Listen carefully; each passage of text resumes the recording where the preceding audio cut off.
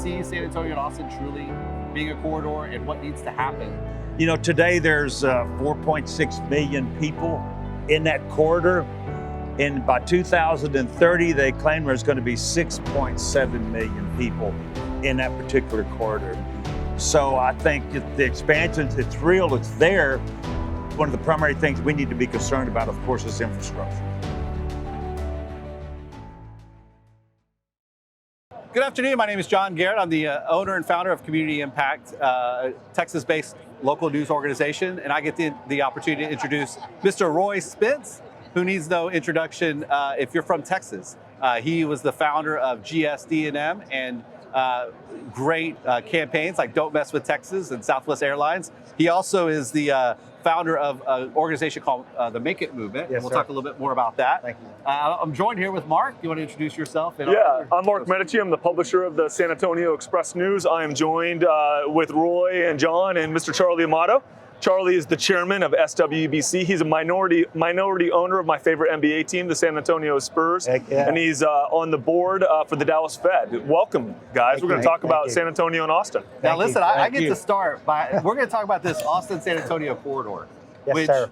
which this has been something people have been talking about for over 20 years. Yeah. That one day, Austin and San Antonio are going to be a super region like Dallas-Fort Worth. And I'm just curious, when is it going to be more of a reality than just talk in y'all's view? Do you see San Antonio and Austin truly being a corridor, and what needs to happen? I truly think it's already in the motion. We're already communicating better. San Antonio, New Braunfels, San Marcos, and Austin. You know, today there's 4.6 million people in that corridor. And by 2030, they claim there's going to be 6.7 million people in that particular corridor. So I think the expansion, it's real, it's there. One of the primary things we need to be concerned about, of course, is infrastructure. Right? Yeah. Charlie's right. I was telling him after we built our little company in Austin, we opened up in San Antonio. This was 40 years ago. And I drove every day and every night back to Austin. There used to be a huge gap between Austin and San Marcos. Beautiful country. Gap between San Marcos and New Braunfels. Right. A gap between New Braunfels, Selma, where I got all my tickets. Yeah. We all There's a have. nice stretch there. It's We perfect. all But have. if you drive there now, it's already a corridor. Yeah. So the thing we have to do, I think, is more than anything, we've got to have leaders who want to sit down and meet people in the middle. Right. And let's talk about, could we be better together? There's some pros and cons, but for sure in education, we should be better together. Exactly. And I think that would be a pretty strong region. Now, would it be Dallas, Fort Worth, or would it be Austin, San Antonio, or San Antonio? We got to think about the branding of it. I love that you're going Okay. to I like that angle. I like you going to I brand. know what business you're in. No. But we can be better together. Yeah. Let's talk about talent for a second before we get into the infrastructure conversation. Obviously, University of Texas doesn't need any introduction across the world. Tier 1 university, great school. I'm really impressed with what President Amy is doing at UTSA. And Yes. Texas State is in one of the fastest growing cities in the United States in San Marcos. So there's not a talent issue. The issue is retaining the talent after we get them out of school.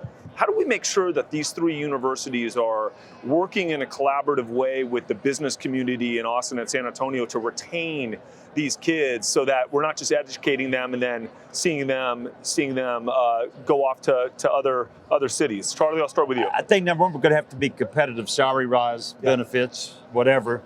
And the universities are already doing it. Now, I haven't had any deans of the business school of UT call on me and come meet with my HR department. But I've had UTSA come see us, Texas State come see us, believe it or not, Sam Houston State, my old school, and Lamar. So I think deans of the business schools are reaching out more so to the business community. And they're trying to form actual relationships with the business community, which I think is unbelievable.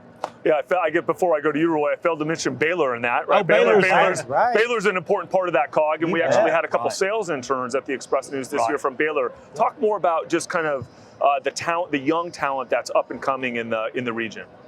Well, I think basically I have a core idea that, first of all, I think that if San Antonio, Austin, San Marcos all got together, we first ought to have a meeting with our public school superintendents and principals, the public schools, and sit down and talk about how could we lead the nation in reaching middle school kids and high school kids and showing them this new world of high skill, high income careers.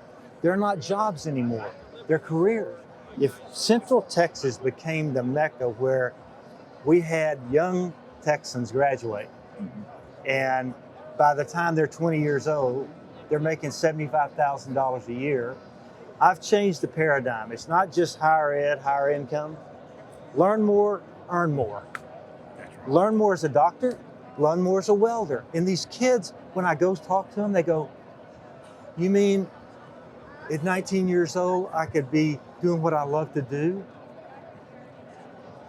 And we ask a question, do you want to work inside or outside? Yeah. They said, we've never been asked that. Here's my point to your point. If we get our young talent to be skilled professionals, they ain't leaving.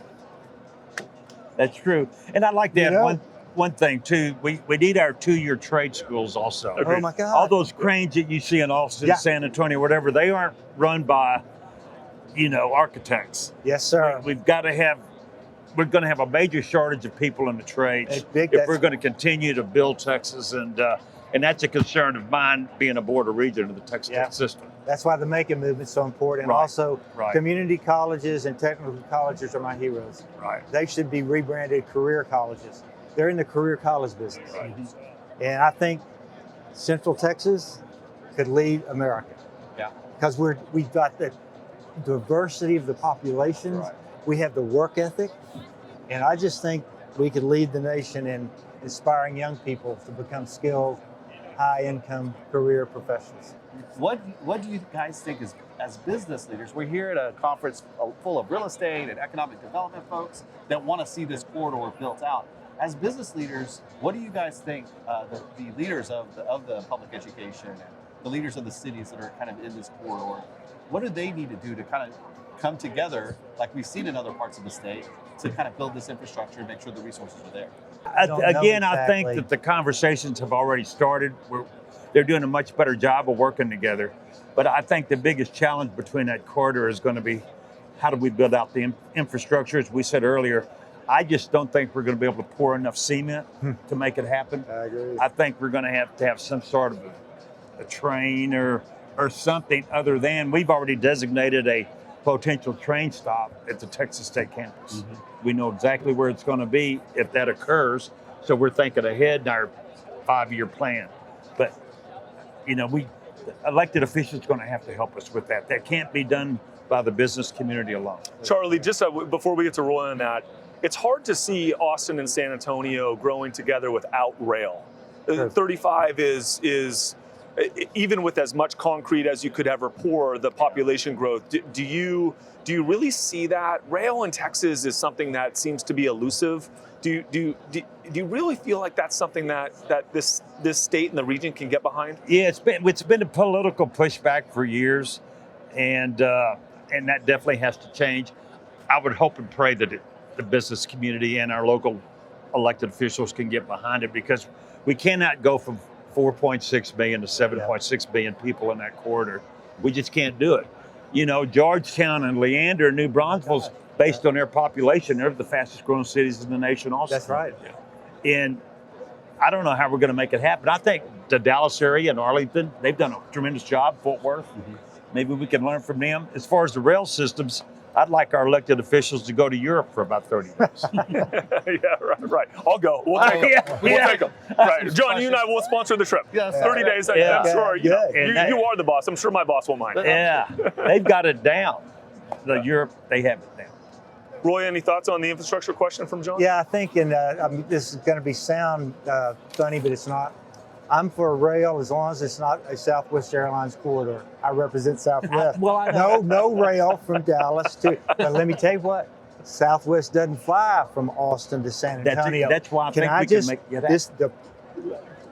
This corridor has a unique opportunity. Right. Maybe Southwest could lay some tracks. Maybe they could new mode of transportation. But my point is, out of all the corridors, the Austin, San Antonio is born for rail. It is born for it. It is. And if we have visionary leaders who understand that in the end game, all we want is less people on the highway and more people on the trains, I'm telling you, this is a perfect corridor. With 7 million people coming to the region in the next 6 to 7 years, what do you see about professional sports expansion between Austin and San Antonio from an entertainment perspective? We see the proof of economic development that this has provided Arlington in between Dallas and Fort Worth. I'm being serious when I ask the question, could the two cities come together to share an NFL franchise? I think they could. It's very feasible to do that. You know, when you think about it, I looked these numbers up yesterday. Cleveland, in their area, they have a team. They have 1.7 million in their area. Cincinnati has 311,000 people. Green Bay has just 210,000 people. There's no doubt in my mind that we could support an NFL team. I think if it's built between Austin and San Antonio, think about it. Being a Spurs investor, we have 44 to 46 home games a year. It's difficult for people from Austin to come to San Antonio for that many games. They'll buy partial packages, but if you only have 7 or 8 home games, the people will come together. That's easy to do. Totally agree. And so if you do the combo, if you said, look, Austin and San Antonio, we're going to come and put the NFL team, and we're going to build a rail to it. Oh my God, yeah. All of a sudden, we have a reason now is take the politics out of it. We've got a joint NFL team, and we're going to build a rail. Yeah. And they'll go, and all of a sudden, you've done a combo. You've got an NFL team, brings people together through rail, and then you have a rail system. Yeah. You know, I just want to say how much I appreciate you guys coming in and talk with us. You guys are just legendary leaders for the corridor itself. And just hearing kind of your optimism and hope, you know, and the reasons why things could come together, as well as kind of the hard work that needs to be put into play, is refreshing. And I think the leaders of the area, the elected officials, as also, you know, the community leaders, kind of need to be wrestling with this growth question that you pointed out, Charlie. And we've got to kind of come together and come up with some neat solutions. So well, thank you guys for joining us. Sir. Yeah, I appreciate it, man. Thank you. Sure, nice to meet you. John. Thank you very much. Thank you. Thank you, Mark, so much for Thank you, buddy. joining me as Appreciate well. you.